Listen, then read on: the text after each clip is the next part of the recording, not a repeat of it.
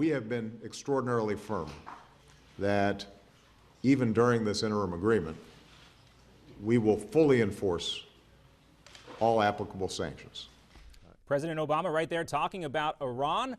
Congresswoman Ileana Ros-Lehtinen says she is perplexed by all of this. The cause of the confusion, White House secrecy over the text of the Iran nuclear deal. Ros-Lehtinen, chairman of the Middle East and North Africa Subcommittee, a veteran of foreign policy, sent President Obama a letter pressing for increased transparency on the interim nuclear deal with Iran. Joining us right now to discuss this and much more is Congresswoman Ileana Ros-Lehtinen. Always great to have you here with us. Well, thank you so much. I am blown away by that quote that started off this segment. As Joe Biden would say, malarkey. In fact, this administration has gone out of its way to only enforce the sanctions during the campaign time. Now that the campaign is over, well, kind of over, the president seems to always be campaigning, they have not even put into force our sanctions. I know because I'm the author of the strongest sanctions law that we've ever passed, and they remain sort of academic agreements for people, historians, to look over, but they have not been enforced. And for him to say that in this interim deal they are going to fully enforce the sanctions, not only do we not believe it, many of us in Congress, but Iran, more importantly, doesn't believe it. They know that that's not true. So, Congresswoman, if the president is so confident in his deal here with the Iranians, why is he keeping it a secret?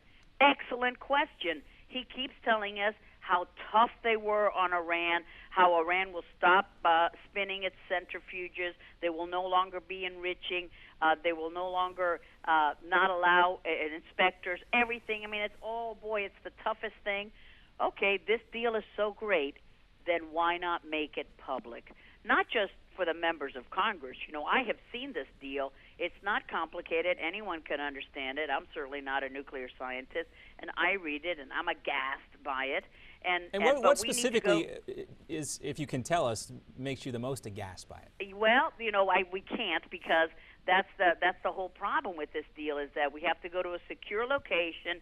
They keep track, by the way. They keep track, the White House does, of who is going to see the deal, because it's... Now, is this because this White House, as we've seen, it seems to be so paranoid about leaks, do you think? You know, I think that they will be found out, that they have really been snookered by Iran. Remember that Iran then famously said in their tweets, we have made the West surrender. And this deal is not a good deal for the U.S. It's not a good deal for our allies, like the Democratic Jewish State, for Israel. And remember, this was going to be the most transparent administration in the history of the United States. Well, what about this deal needs to be kept secret? There is nothing in the deal that should be kept secret from the American public. And no, it is not enough to allow members of Congress where you go to a room where you can't take notes, you can't make photocopies. You just look at it, you just read it, and that's it.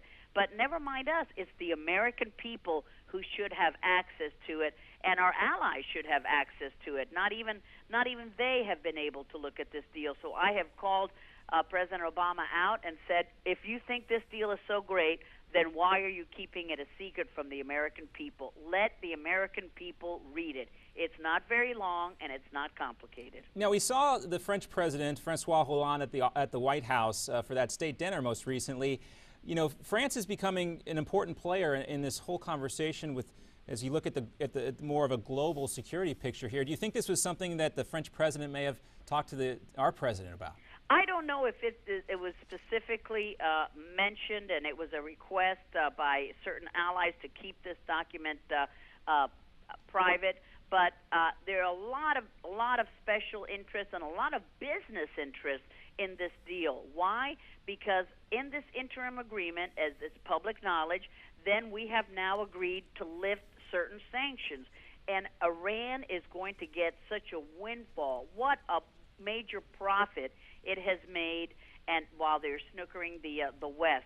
We have already released millions and millions and millions of dollars, and we've got the only thing that is clear and the only thing that has been made public, and this is shameful, is the list of payments that will be made to Iran. It's at a specified time, every few months, how much is going to be released. And It's a billion dollar deal. And what happens is that now every business throughout the world knows that they can do business with Iran and suffer no repercussions. So what a great economic relief to this serial human rights abuser. You know, they have had 500 executions since this reformist president Rouhani has taken over. Yeah, we've heard the public terrible. hangings in the streets have resumed. The greatest threat is this nuclear deal. It's a threat to us. It's a threat to Israel. It's a threat to all of our interests. Now, there is some debate right now, Congresswoman, about whether or not the sanctions that are in place was actually the impetus for bringing Iran to the table to negotiate here. What's your take? Well, I think it's ridiculous to say that the goal of sanctions was to get Iran to negotiate. Absolutely not. The goal of sanctions was to cripple the mullah's economy in Iran, to absolutely destroy the regime economically so that they would not have the money to pursue its nuclear program. The goal of sanctions was not, let's get to the negotiations table. No, the administration is putting this false dichotomy that if you're for more sanctions, which I am in favor of, because even my tough sanctions legislation had holes in it, the only way we could get President Obama to pass it, if you want stronger sanctions, then you are for going to war with Iran. What a false binary choice that is. That is absolutely hogwash. What we're saying is that sanctions are the only thing that is going to keep this lying, murderous, thievious regime of the mullahs in Iran honest, if such a word can be applied. Stronger sanctions. Now they have seen a sign of weakness from the United States, that we don't even want to make the deal public, and that we are saying that while we're negotiating, we cannot impose further sanctions. Meanwhile, what has Iran suspended while we're negotiating?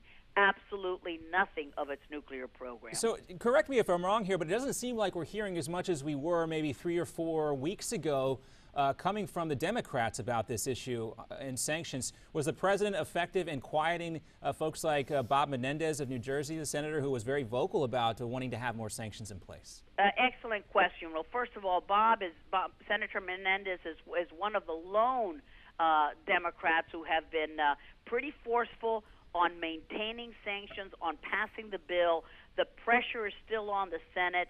We have passed it already in the House, and I congratulate Senator Menendez for what he's trying to do, but he's almost the lone Democratic voice out there.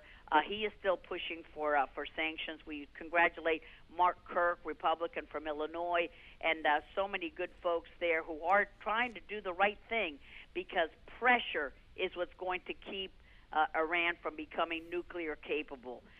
Not soft diplomacy. The mullahs do not respond to this soft tone of the United States. They only will respond if we keep our boot on their throat. All right, Congressman, we'd like to ask you some more questions. We were talking earlier today with Dick Morris about this new laser defense system that Israel is trying to implement. If you could stick around with us, we'd love to talk to you. If not, we understand you might have to go. Well, I've got to go, but let's do it next week. I'd love to talk about that. All right, we'll talk about that and maybe some other stuff as well. It's a date. Thank you so much. Thank you, and a pleasure having you here with us. All the best.